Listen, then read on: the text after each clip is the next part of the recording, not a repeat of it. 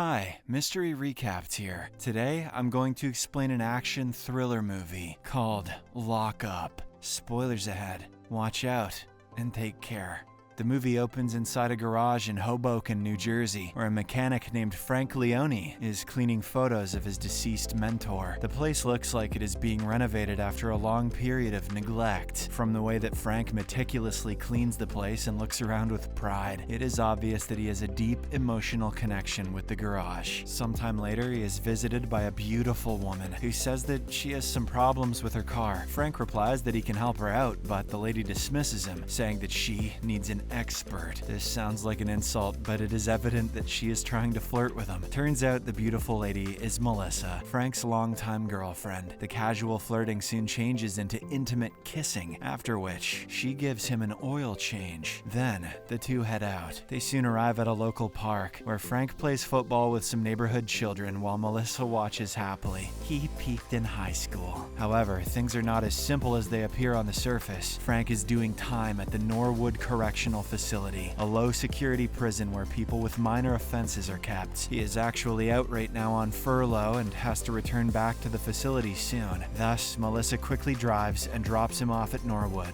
with a heavy heart. It is then revealed that he had assaulted a group of people who were attacking his mentor and friend. He was then arrested and sent to Treadmore Correctional Facility with a short sentence. However, when his aged mentor was extremely sick, Frank requested the warden of Treadmore to let him visit the hospital. The request was denied, and Frank had no option but to break out of the facility. This turned out to be the last time he would meet his mentor, as the old man died that very day. When a distraught Frank came back to Treadmore, he reported the prison's bad treatment of its inmates to the press. This caused the warden to be demoted, while Frank, who had broken serious rules by running away, had to face 5 more years in prison. But due to his model behavior, Frank was soon transferred to Norwood Correctional. He now has around 6 months left before he can be a free man again. As Frank walks inside Norwood, we see him being on good terms with all the guards and inmates alike. They all love him, and he doesn't create any unnecessary trouble for anyone. Unfortunately, that night, things begin to go south for Frank, who is nearing the end of his sentence. A group of cops arrive at Norwood and aggressively enter his cell. Frank is unceremoniously cuffed and dragged out, while the Norwood guards are unable to intervene. These cops then inform him that he is being transferred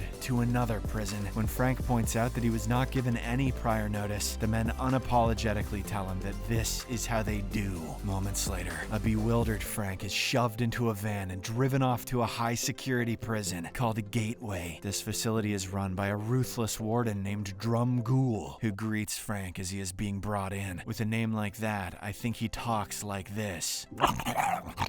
The latter is shocked to see him, much to the warden's delight. Turns out Drum Ghoul was in charge of Treadmore Correctional, the same man who hadn't allowed Frank an hour's leave to see his mentor. Shortly after, Frank is shown to his cell and given the rundown of the strict rules by the head guard, Meissner. Frank walks around angrily in his cell, but he's soon taken to meet with the warden. The two come face to face, and Drum Ghoul talks about how he's been waiting for this day for a long time. Ever since Frank had broken out of his prison, Drum Ghoul had to face massive backlash. His previously pristine reputation was flushed down the drain, and he was transferred to Gateway. Frank is pissed off at this and retorts that whatever Drum Ghoul is going through, it's because of his own actions. Had he allowed Frank an hour to visit his mentor, things wouldn't have gone in that direction. However, the warden once again reiterates that Frank was the one who broke the law, but he was the one who suffered for it. Frank responds by saying that he suffered too, being sentenced to 5 more years. In a rather sinister way, Drum Ghoul announces that Frank's suffering isn't over yet. Then, he says,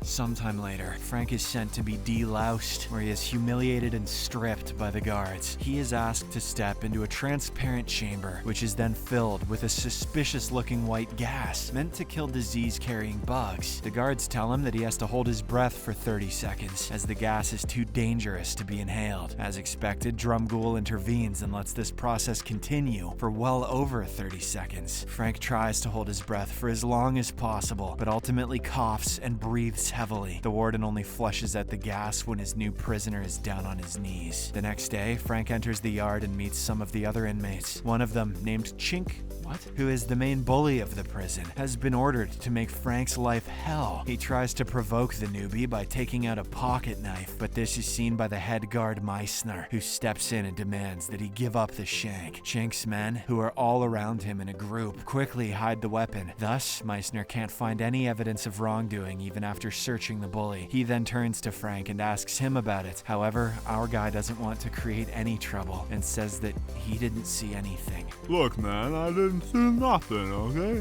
Later on, as he is cleaning the floors, he is approached by Dallas, an inmate who is with Frank at Treadmore. He is trying to break out of the prison and even asks Frank to help him to do so, but the latter isn't interested in such risky ventures and turns the offer down. Dallas then takes him to the prison's garage and promises to get him a job there, but the head mechanic Eclipse wants no trouble and doesn't seem to trust Frank. He tells the two friends to get out of there, despite Dallas's protests. Later on, Melissa arrives at Gateway and talks to the guards in the reception area. She wants to see Frank, but the guards tell her that she can't do so, as per the new rules of the prison. Thankfully, Meissner arrives and tells her that Frank is fine. She demands to know why he was transferred despite being a model prisoner, to which Meissner replies that it was just a routine transfer. In the next scene, Frank is seen cleaning a piece of machinery. When Dallas finds him again, he has gotten a hold of some blueprints and has an escape plan. He tells Frank that there is a pipe running out of the prison that they can escape through. After wriggling in the pipe for a while, they will reach a smaller duct that runs all the way to the roof. Frank immediately dismisses the plan as the pipe carries hot air out of the facility. If they so much as get inside of it, they will both be fried to a crisp inside of a few minutes. During lunch, the duo spots a young inmate sitting alone and joins them. The guy, known by his nickname, First Base, says that he doesn't want to be a part of their group. If he got to know them, they'd have to call him Second Base. Just then, they see an inmate stab another with a knife and walk away casually. Frank then tells First Base that the only way to survive this prison is to stick together. One day, Frank and First Base are hanging out in the yard when they are provoked into playing a game of football with Chink and his buds. Frank is roughhoused throughout the game, but is otherwise a good player. Meanwhile, Eclipse is watching everything go down from the sidelines, and he gets very angry to see the newbie being outnumbered. He thus decides to join in, and the two end up winning the game. They eventually become closer because of this, and Eclipse invites Frank to work at the garage. The next day, Frank shows up in his new workplace, and his eyes immediately fall on an old Ford Mustang. It's a great car, way past its glory, but he offers to fix it up. As days pass by, Frank works hard on fixing the car, displaying his skills and determination. He is also joined by his new friends, Dallas, First Base, and Eclipse. Together, they fix up the car and even give it a fresh coat of red paint. Man, I can't wait to never be able to drive this, says Frank. One afternoon, First Base and Frank are hanging out in the garage, and the latter offers to teach his friend how to drive. First Base gets in nervously, but as he drives around the garage, he starts to get more and more confident. Sadly, though, he doesn't know where to apply the brakes, and eventually drives out of the garage and into the yard. There, this hot red car is spotted by the warden, and he orders the guards to pull First Base out. This also gives the warden the perfect opportunity to pin the blame on Frank and punish him further. Just as he had hoped for, Frank is the one who gets in trouble and is thrown into solitary confinement for several days. He is also treated unfairly and beaten by the guards, but Meissner, who is the only guard with any conscience, gets angry when he finds out what is happening and berates his colleagues. He immediately lets Frank out of solitary confinement and even apologizes to him. Then he takes Frank to his cell and gives him Melissa's letters. It is revealed that the letters were not given to him earlier on orders of the warden. When Frank visits the garage the next day, his friends are seething with anger at the unfairness of the whole situation. Frank, on the other hand, tells them to cool down. Yo, it's fine, guys. Because his sentence will end in 21 days. He proclaims that he can make it through anything Drumgoole throws at him. Until then.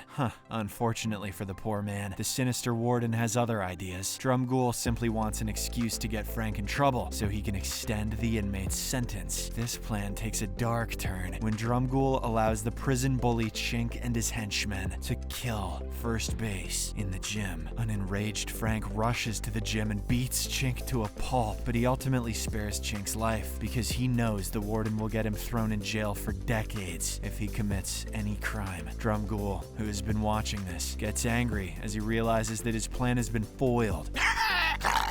he exclaims. Just as everything looks to have settled down, one of Chink's men stabs Frank with a makeshift weapon. The fight is then broken up by the guards, and Frank is taken to the infirmary. The following day, Melissa receives the news and visits the infirmary to check on her boyfriend. Drumgool allows her 30 minutes inside the prison facilities, but only a few minutes in, the guards escort her out. Sometime later, Frank is visited by a rather shady inmate who is also in Treadmore. He reveals that he will be released tomorrow, and the first thing he'll do after getting out is physically abuse Melissa. He even shows Frank her picture, driving the latter into a helpless rage. When the shady inmate leaves, Frank begs a guard to let him make a phone call, but he is denied. Enraged and out of options, he goes to Dallas and asks him to help him break out of Gateway. Dallas tells him he shouldn't do this, as he only has 6 days left of his sentence, but Frank insists on going ahead, and eventually the two come up with a plan. That night, Frank overpowers a guard, Go to sleep. and runs out of the cells, followed by Dallas. They crawl through a narrow space and eventually come to a crossroad. Frank thinks they should run one way, but he concedes when Dallas insists they go the other. In a shocking twist of events, Dallas leads Frank into a trap where Drumgool is waiting. The sadistic warden gloats that now Frank can be given a 10-year-long sentence for attempting to run away for the second time. It is revealed that Drumgool arranged this whole scenario to provoke Frank into attempting an escape. He even convinced Dallas, who had a life imprisonment sentence, to assist him in the plan in exchange for an earlier release. But, as expected, Drumgool watches on as his guards beat Dallas and throw him into a nearby pool of water. He then leaves while the guards advance towards Frank to finish him off. But our hero fights back with all that he has and takes down the bad guys one by one. Come on! Just as he is about to pull Dallas out of the pool, one of the guards suddenly jolts up. He grabs a nearby chain, wraps it around Frank's neck, and tries to strangle the inmate. However, Dallas, who is still badly injured, decides to repent for his betrayal by saving his friend's life. He rips an electrical wire from a fuse nearby and puts it in the water. This electrocutes Dallas, as well as the guard, both of whom die on the spot. Dallas became crispy after all. Following this, Frank sneaks into the office of the warden, who has no idea that most of his guards are now dead. He grabs Drumgool and forcibly drags him to the execution room in front of the other guards. There, he ties the warden to the electric chair and tapes his hand to the switch. If he is shot, his hand will trip the switch, and the warden will be electrocuted to death. Meissner and the other guards arrive, and Frank forces Drumgool to confess his entire scheme. However, even after the warden admits his crimes, Frank pulls the switch. I'm gonna kill him anyway. Thankfully, nothing happens, as it is revealed that Frank had already cut the power earlier and simply wanted Drumgool to confess. In the aftermath, the corrupt warden is stripped of his position and taken into custody. A few days later, Frank's sentence is over, and he is finally allowed to leave. He meets up with Eclipse one last time, who gives him a cigar as a parting gift. Captain Meissner then walks him out, and Frank jokes that he will miss the captain's smile. The movie ends as Frank walks out of Gateway and embraces his girlfriend.